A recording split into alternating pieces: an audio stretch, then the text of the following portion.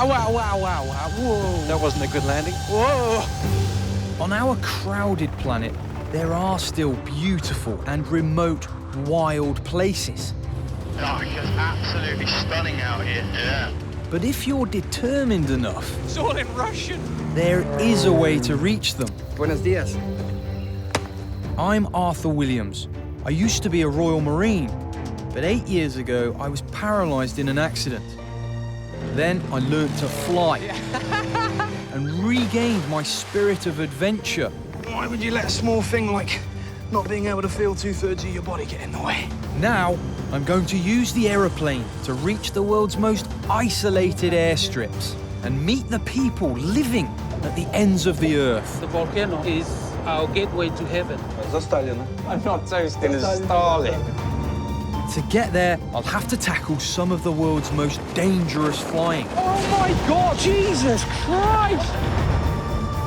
And take my chances in the toughest places on our planet.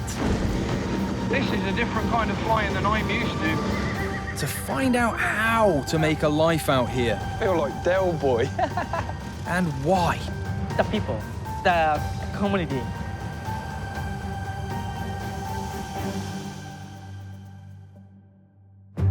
This time, I'm flying to paradise and beyond. Deeper and deeper into the largest expanse of ocean on our planet, the Pacific. I'll meet a woman who bought her own island, You have to be kidding. but this is a fragile place. I'll visit people rebuilding their piece of paradise after a violent cyclone. I'll fly with a doctor who saves lives on 18 of the most remote islands on Earth. And I'm granted an audience with a leader of a tribe who worships a World War II god living in a volcano. Because he's asked the volcano to be calm, the Yes. volcano has agreed to be calm for us. Being an aviator here is no joke. Tropical storms, endless ocean, and sketchy runways Careful, careful, man. are all part of the deal. These are the islands of the South Pacific.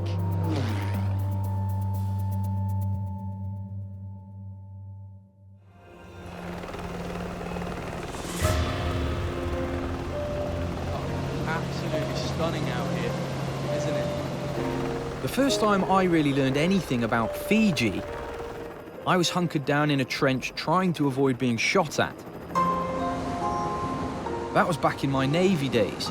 The Fijian Marine Commando next to me then became a good mate. But I never thought I would be lucky enough to visit his idyllic Pacific home. Oh, I just want to get my trunks on and get in the water. The former British colony of Fiji is made up of over 330 islands sprinkled over 500,000 square miles of the South Pacific. Each one offers a taste of paradise, but where I'm going, you don't have to settle for a taste, you can have the whole lot to yourself. You don't just book a room here, you have to book the entire island. That's how exclusive it is. Sultan stayed there, Pink stayed there. I think they're pretty much the only celebrities that have publicly said they're staying. Before I arrive, before you arrive, obviously.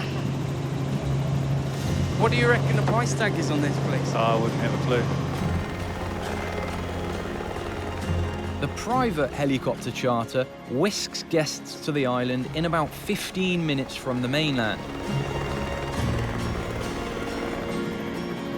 Last night's customers have just left, which is lucky because owner Tracy wouldn't have allowed us to land if they hadn't. Tracy, hiya, how are you doing? Thank you very much. Nice place, eh? What a way to come in! Yeah. Unless otherwise agreed, guests' identities remain strictly confidential. I actually feel like a bit of an intruder, to be honest. I mean, I went to the Maldives once, and that was really lovely, but this is another level. Look at that.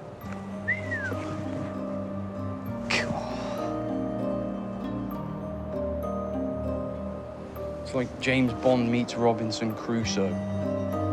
Wendigi Island is Tracy Johnston's paradise found, In 2002, she and her recently retired husband Jim checked out of city life in Australia and headed for the South Pacific.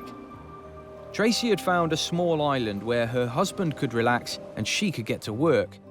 She built her Fijian dream from scratch, concentrating on exclusivity and luxury, neither of which comes easily on an uninhabited off-grid island.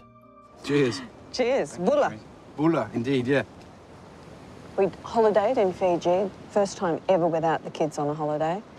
And as everyone does, you lie on the beach and you think, oh, I could do this. Is there any point during building this up that you just thought, what am I doing in the middle of the Pacific? Yeah. I am so out of my depth.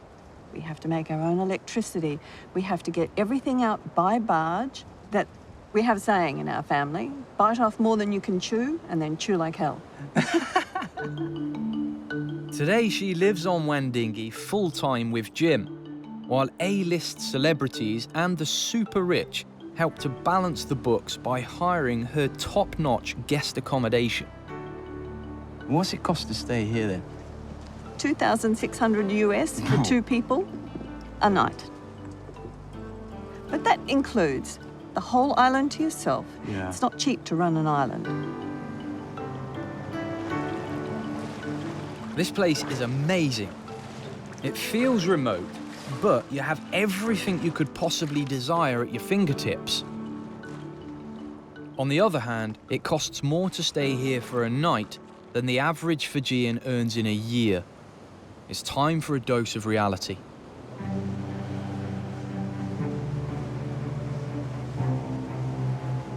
Tia Ratubulli's family are the traditional owners of Wend Dingi Island, which they lease to Tracy and Jim. Both he and his friend Makey are also employed there.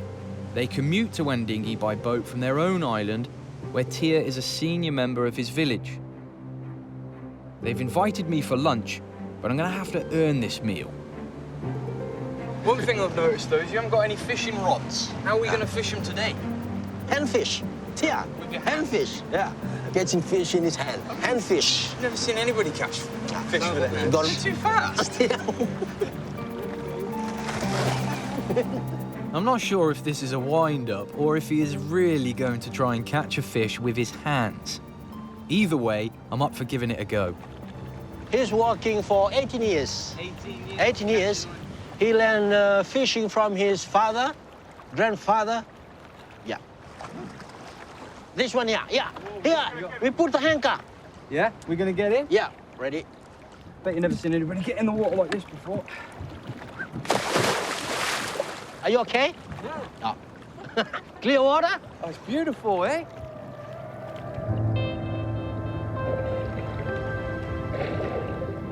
Underneath us is the Roro Reef, part of the Malolo Barrier Reef. At low tide, red snapper, sea bass, and something called a leather jacket fish hide out from predators under rocks on the reef floor. With only a rag to protect our fingers, Tia says I just have to stick my hand in and grab its tail. Simple.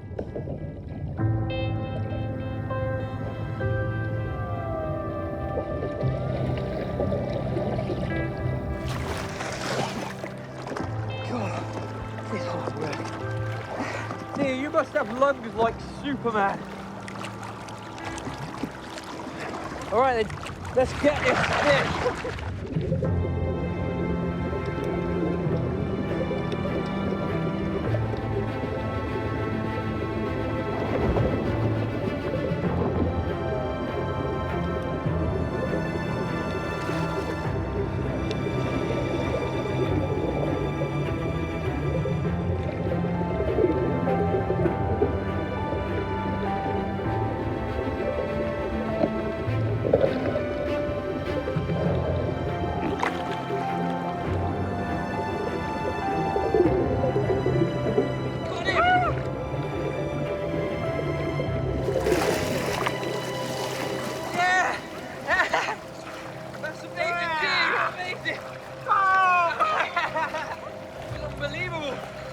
I tried to get in there and I felt him, but as soon as you touched him, he was just like that, all over the place.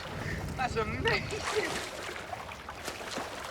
Although I need to get back on the boat because I feel so tired now. Oh.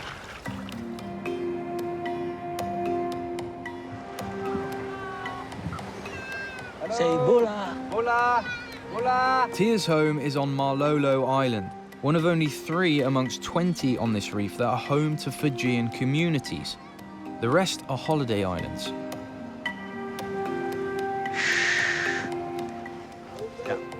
That's it, and then pull it. Oh. Hello, Bula. Bula. It's all right. Is this your wife? Hello. It's Pauline. Pauline. Hello. Bula. I'm Arthur. It's nice to meet you. Right, let's get it cooking. Yeah. Is there anything that I can do to help? No, it's okay. You sure?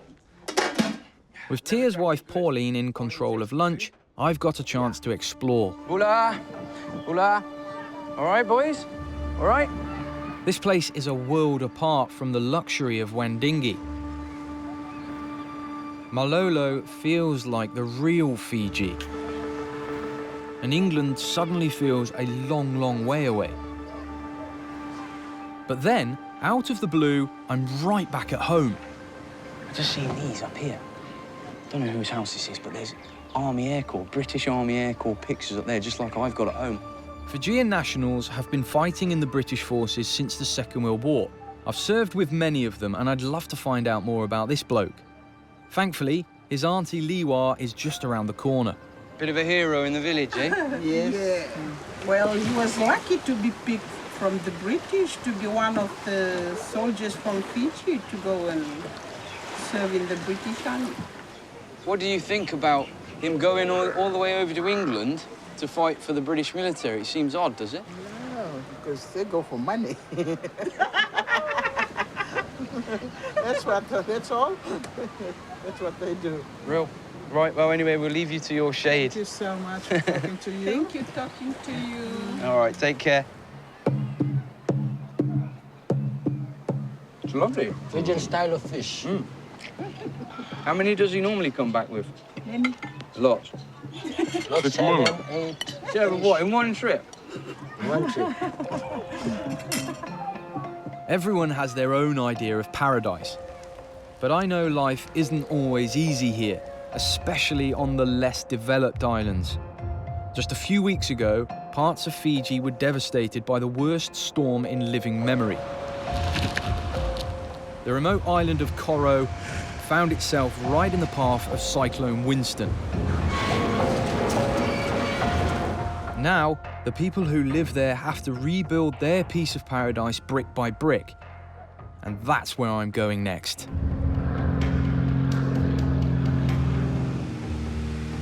This place is like a military war zone. You've got a warship down there that's huge with landing craft coming off it. On our nose down here, you've got a couple of Black Hawk helicopters. This is the remote Fijian island of Koro in the South Pacific. There's no war here, but 3 weeks ago it found itself in the path of Cyclone Winston, the worst storm in Fiji's history. Before, this place was the greenest thing I've ever seen in my life. It was like thick, thick jungle. All the trees, look at them, they're all down. I'm travelling with volunteer teachers Frankie and Danny. They've lived in Fiji for nearly 4 years and recently spent several months living on Koro. When it struck, we were in Suva, so straight away, as soon as we're trying to find out what's going on. That's not going to be the Koro we once knew, I don't think. After the storm, the Fijian government imposed strict controls on travel to and from the island. Only military personnel and aid workers were allowed to enter. We're the first civilian aircraft to land here since the disaster. That was the airport. It's like post-apocalyptic, isn't it?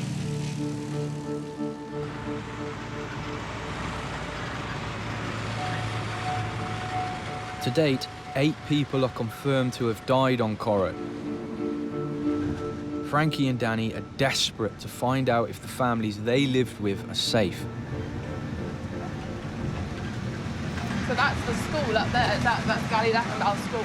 Yeah. Look, this is the first building we've seen standing. This is Sinidava village.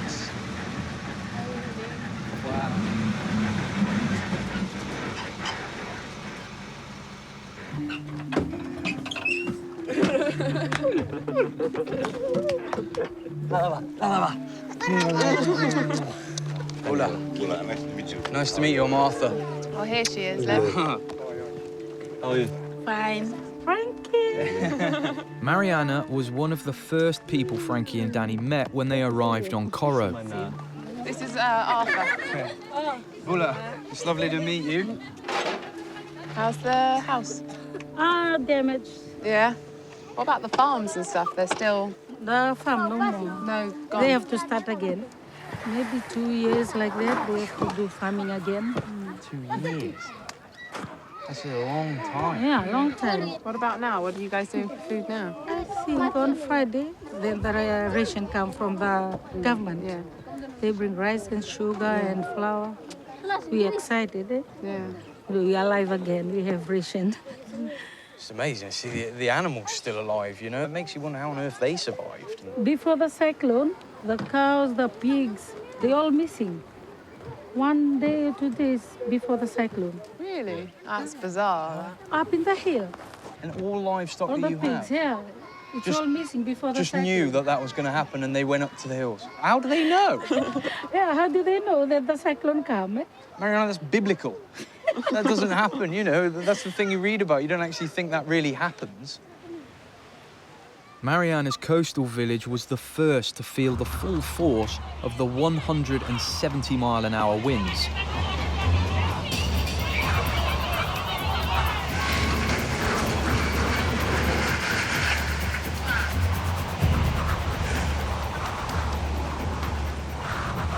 Hold on tight. You got me. Yeah. Her neighbours scrambled for shelter, seeking high ground and concrete walls.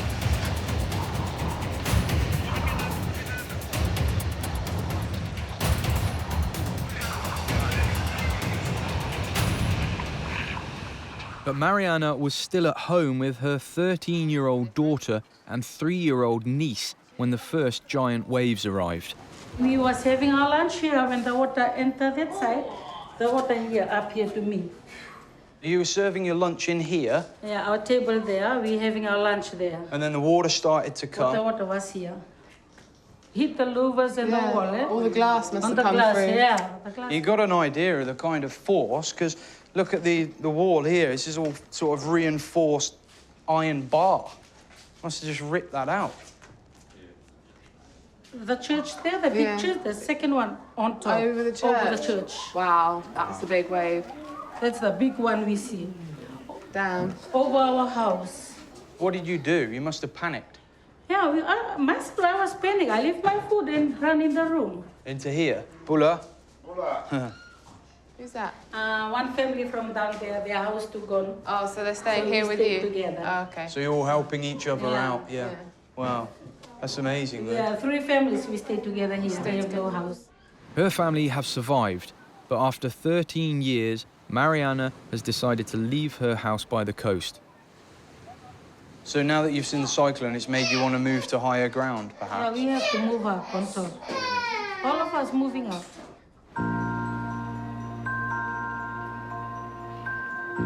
But if anything, the damage was even greater on the higher ground. Up here, the wind tore houses straight off their foundations. We lived in this house, yeah. We stood in our bedroom now. It's just a bit of a shock. Doesn't even look the same. There's a whole house on the other side over there that's flattened. This concrete building you never would have thought would even move. It's just a platform left. Ever since we arrived on Koro, 24-year-old Frankie's been desperate to find Inni, the woman she calls her Fijian mum. She stayed in the house started to come down. And then she, yeah.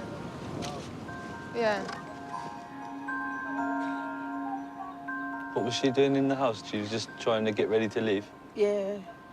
Georgina and Vatulele live next door to Inni. And so when the house came down, then what happened? When did she go up to the hall or? No, she couldn't walk anymore. She couldn't talk. She was just lying there, and Liana, Auntie Eleanor's daughter. She was with her. And she rolled herself with a mattress and she rolled down until she reached Auntie Chris's house. She rolled her down the hill? Yeah, just from there to here. In the middle of the storm? In the middle of the storm.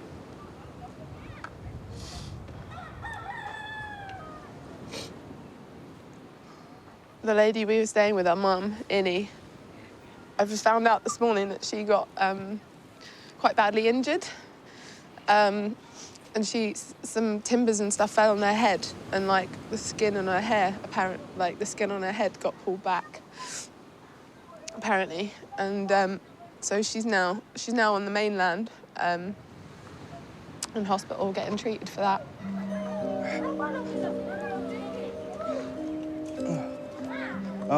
Thank you.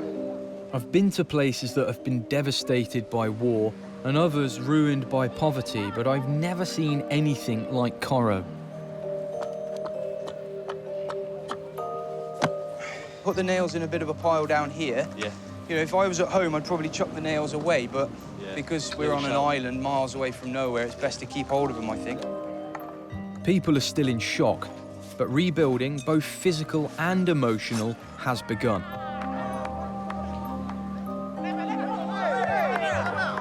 The people I've met here seem overwhelmed by the help they've received from abroad. But I get the sense they're ready to do the hard yards themselves now, at their own pace. The weather in this region has always been violent, but the signs are it's getting more severe. And we must find a way of helping this fragile piece of paradise prepare for the future.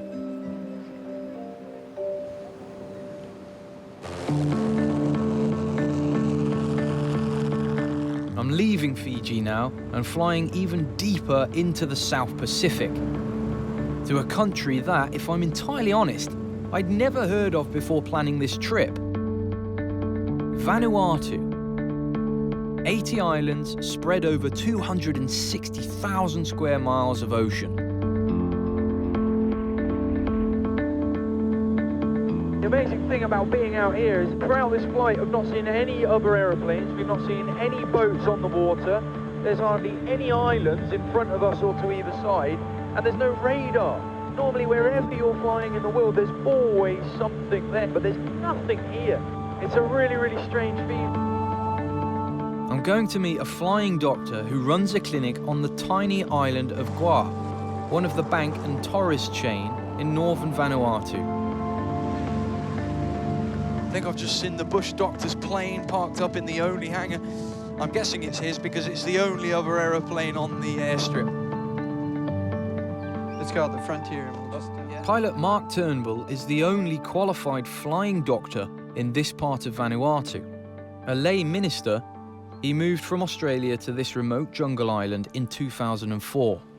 That is a bona fide bush aeroplane, isn't it, eh? The big tundra tyres. He lives here with his wife Naomi and 2 children. Hello, we haven't met. I'm Arthur. Okay. Nice to meet you, Kay. So where are we off to today, Mark? We're going to Mota Island. It's a Mota. It's a remote airstrip, a bush trip. We're going to see a few patients. I'm not sure exactly who's going to be there. Wait and see. Let's have a prayer. Father, we pray for your protection as we take off on the small bush airstrip. Help to lift those wings. Amen. Amen. Is that something that you do every time you fly? My work is risky, so I need to know that God is helping me. Okay. All right, let's go.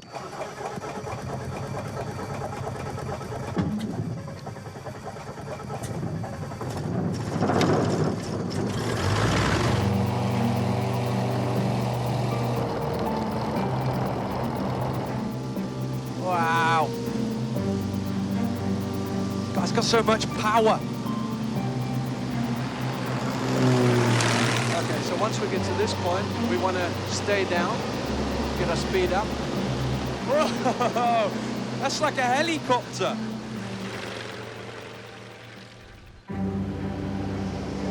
This is a beautiful spot. It's breathtaking. I'm 1,500 miles northeast of New Zealand, over the island nation of Vanuatu deep in the South Pacific. I'm flying with a man who might just be the most remote flying doctor in the world. We're heading for Mota, a tiny island in the extreme north of the country. How big an area is it that's under your responsibility as a doctor? It's got to be about 200 miles square, and there's about 18 different islands. 18 different islands that you have to fly to individually to do your work. Only 8 of those have got airstrips, but we're putting in other airstrips to other places as well. Wow. So you're constantly having to build strips to do your work. And I can't see anything but a canopy of trees. Then I spot it, a landing strip, or at least I think that's what it is. I'm the only one that's ever landed on this airstrip. We're getting quite close to the stall. We're going to be going through a wind shear. We've got a bit of a crosswind, so we've got to crab towards the strip, and then as we go through the trees, we've got to correct for that wind shear. Okay, we're fighting the gusts here. Okay, now we're going to drop into this spot here. Okay, so there we go. Whoa.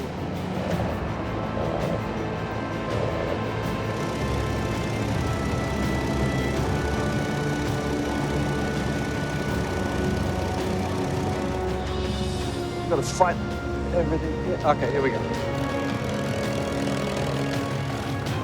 Wow, wow, wow, wow, wow. Wow, wow, wow. Whoa. That wasn't a good landing. Whoa. Hey, look, they say wasn't the best for the... any landing you can walk away from is a good landing, Mark. That was fine.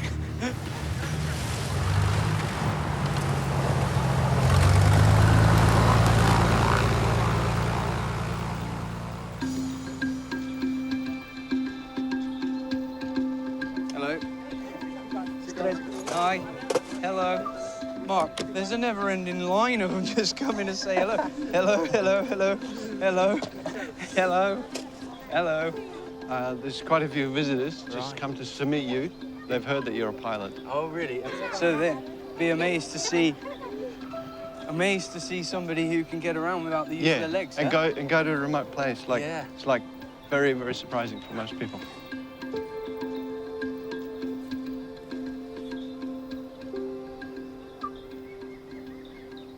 Okay, so one tooth no more. I think by you start with the malvola. Yes. Okay, so we're going to do the tooth first. We're going to pull his tooth. This guy's got 2 teeth, I think. Muar's rotten tooth is first up. I want you to hold the patient's face. Yeah. Whilst you're pulling his teeth. Yeah. So you're going to be my assistant. Okay. I've never been a dental assistant, but Okay. baptism of fire. Okay. Right, where do you want me? Where do you need me? If you could come down here. Am I okay to get on the mat with Yeah. my wheelchair? Yeah. Okay. Yeah. No shoes on. Okay. Alrighties. Okay. Okay, cool.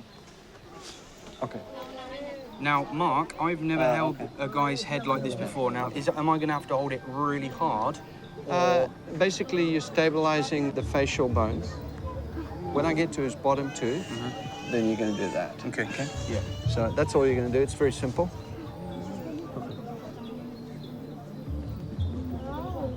You feeling okay? Is it feeling numb? Let me think. Feel numb? Numb? Numb? Apart from using the torchlight on his mobile phone, it's a completely manual operation. I'd rather be the one holding the head than the one whose head is being held. Okay. I'm going to get around the mic. My mother would be very proud, very happy for me to see this, because this is exactly what happens when you don't brush your peggies. Bush surgery, jungle style. Okay. Yeah. All right. So this other tooth.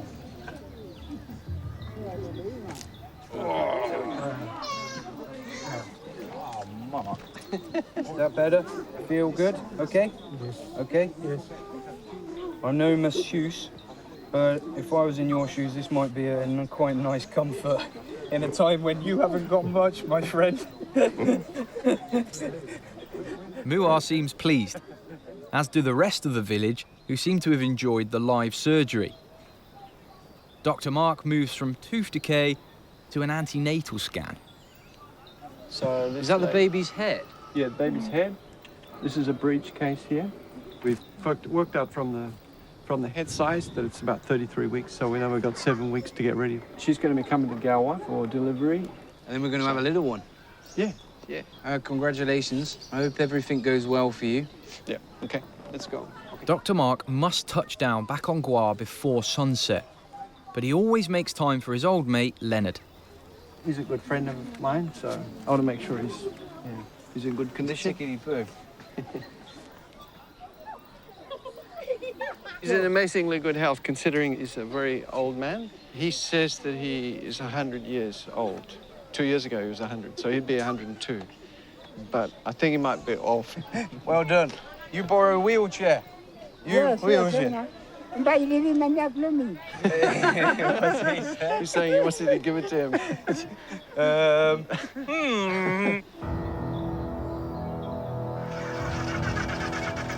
Do you want to take off? Absolutely, yes, please. Okay, all right. So basically, I'll take the rudder. I'll just help you a little bit. Sure, no problem. Okay. So, okay, you just push lightly on the nose, just give it level. Okay, a little bit. Okay. All right, we've got to Wind from the left. Keep down, keep down, keep down. Okay.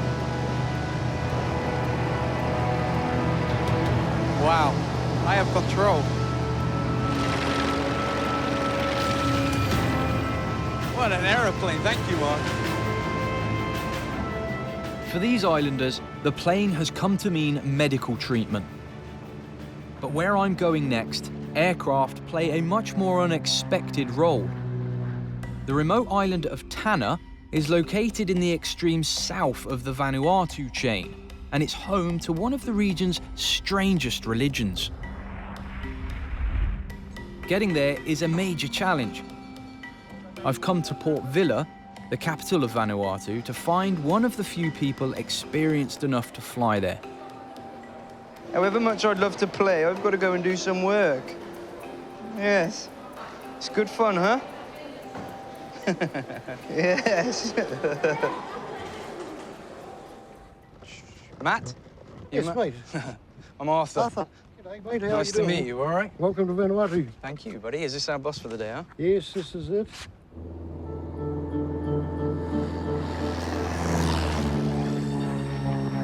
Flight time to Tanna is less than 1 hour. But the volcanic island is infamous for its unpredictable, sometimes violent weather. You get quite rough down there in the hills, so just make sure your seatbelt's fastened and nice and firm, mate. Yeah? Really? Quite thick cloud now, so it's going to get a bit bumpy. Look at the rain on the windshield. 30 seconds ago, we were in beautifully clear skies with the occasional puffy cloud, and now we're getting bumped around quite a lot. As we get closer to Tanna, the weather gets much, much worse. Bloody hell. Former crop dusting pilot Matt knows how to fly super low. He dives under the clouds to try and avoid the storm, perilously close to the jagged mountains below.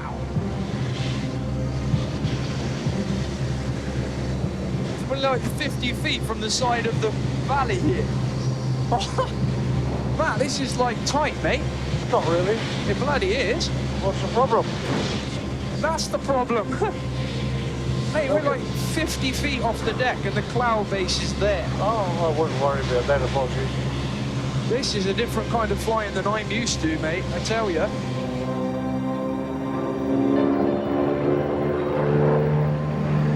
Wow. Man, that volcano is amazing. Mount Yasur is one of the most active volcanoes on Earth. Experts believe it's been continuously erupting for nearly 800 years.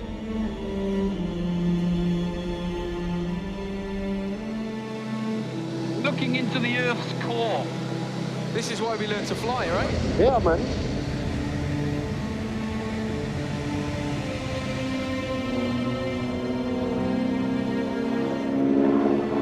I've come here to meet a remote community living in the shadow of the volcano. How often do they get to see aircraft doing this, Matt? Eh? Oh, no one flies over their village very much. The people here farm the nutrient-rich soil fertilized by a never-ending supply of volcanic ash. I'll remember this flight for as long as I live. Which, if Matt lands this plane where I think he's going to land it, could be about 30 seconds. Well, there is no runway here. Matt is about to put his aeroplane down on a strip of volcanic ash. Careful, careful, Matt.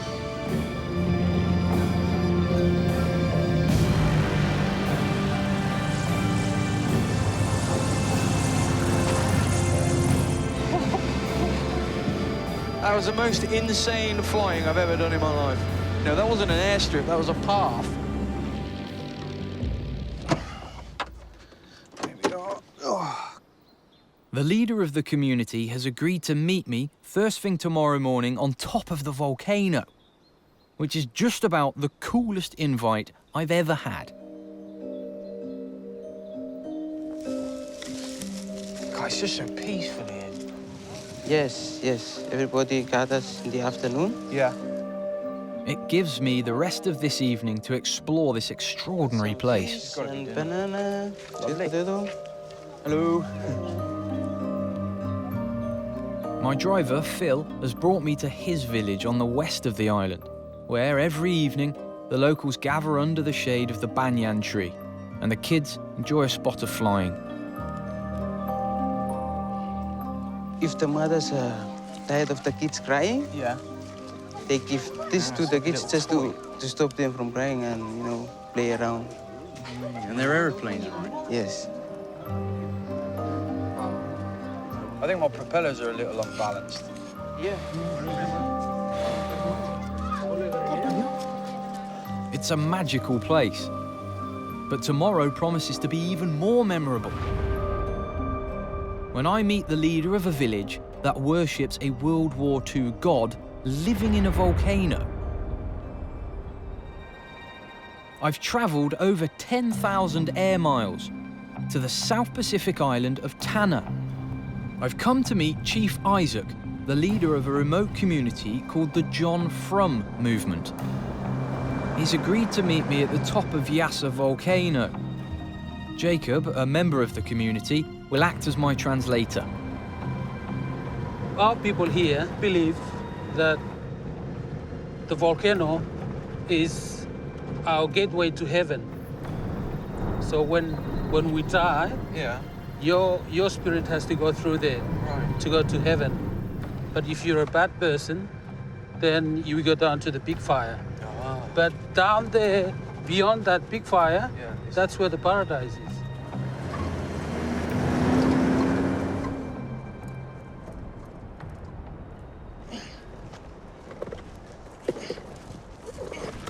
Hang on, Jacob, hang on. That's not... It's incredibly hard, but I think for what we're going to see at the top of this hill, it will all be worth it, huh? Why would you let a small thing like not being able to feel 2/3 of your body get in the way?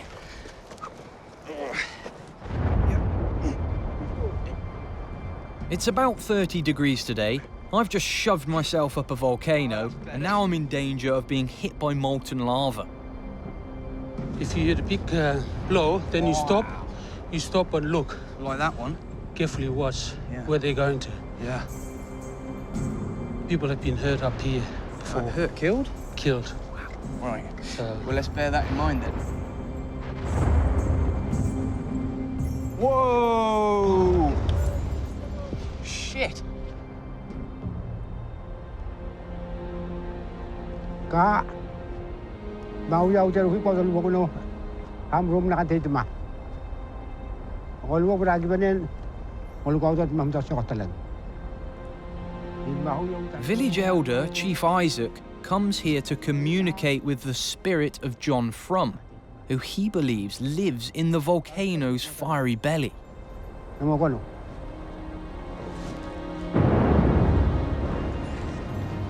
Chief Isaac.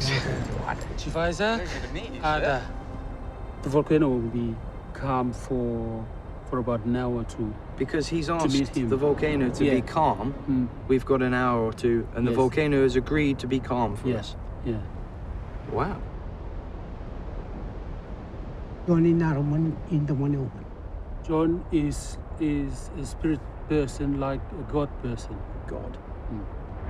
John the many mama na fagen ma to custom. Omo to destroy me custom. When Christianity came to this island, they started destroying custom. Right. John appeared to his grandfather to save custom. In the 1930s, the John Frum movement emerged out of resistance to Tanna law, a strict Christian code imposed by missionaries. Some say John may have been an American pilot, calling himself John from America. Others think he was made up by village elders. But John's message was clear: abandon Christianity and embrace old traditional customs. Do that, he said, and great wealth would follow. As if by magic, 10 years later, the prophecy appeared to come true. In 1942, 250,000 US servicemen flooded into Vanuatu in readiness for the invasion of Guadalcanal and the war against Japan. Planes and ships packed with supplies swept into the remote islands. Money began to flow as thousands of islanders were hired to help build the largest forward operating base in the history of warfare.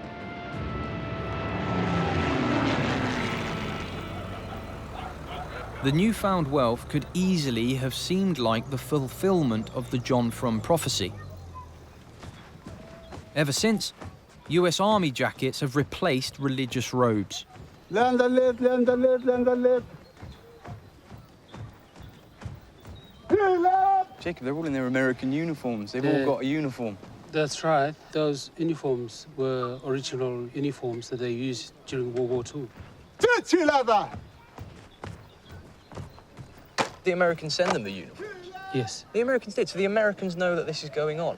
And they support it, eh? Yes. That's amazing. Wonderful. Listen now. First line up. Listen now. They wear the uniforms in the hope that by honouring him, John will send more riches to Tanna. First line up. World War II clearly had an effect on the evolution of the John Frum movement. It wouldn't be the first religion to move with the times. Thanks, mate. God, that was awesome. That was amazing. You okay? But whatever John Frum is or was, he's not finished with me yet.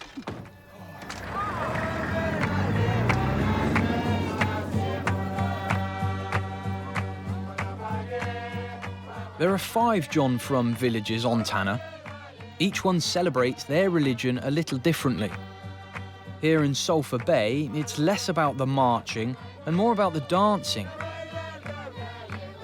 Okay, what do I do with the flowers? Just put it beside where you're sleeping. Okay. And those are good spirits that keep an eye on you. Wow.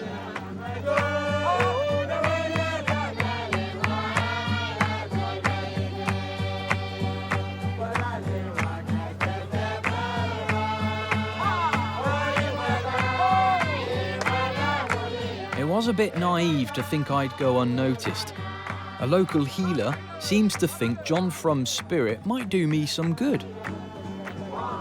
She's stealing my shoes. Wow.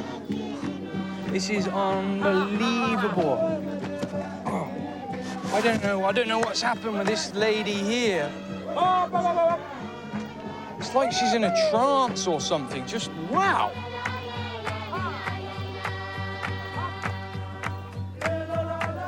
What is she doing now? She's gonna, because you've got bad of me, so they're trying to cure it. So they're trying to cure it? Yeah. A few years ago, I'd never have let anybody touch my legs. I'd have just felt way too uncomfortable. This is mad. We've just come from the volcano. I don't even know these people. And this lady just grabbed hold of my legs, ripped off my socks, and is trying to heal my paralysis. God. This has been a pretty intense day.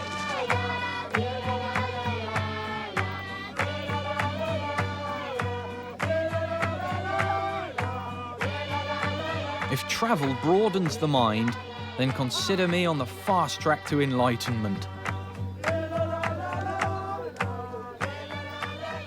I've just been thrust a guitar into my lap and I have no idea what for. Do I start playing it? Start playing? I can't play guitar. Just pretend you're playing. The people here have taken me in, shown me their lives, and I leave here a slightly different man than the one that arrived. What more can you ask for than that? Well, there is one thing. Matt, can I have a go? Yeah. I'm flying to the Pacific Islands.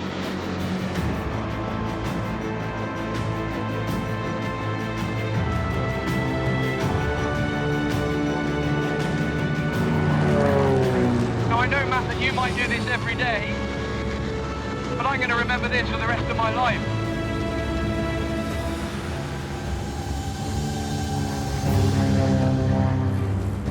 Next time, I'm flying into South America to explore the remarkable country of Peru. Wow. I'll start in the deserts of the south before heading into the Andes Mountains to a remote gold mine reached by one of the world's riskiest airstrips. These mountains are ridiculously close. This is insane. I'll fly deep into the jungle to explore an isolated, floating city. This is the only ever time I want to have my arm inside an alligator's mouth. And go in search of a tribe who, until recently, were cut off from the outside world.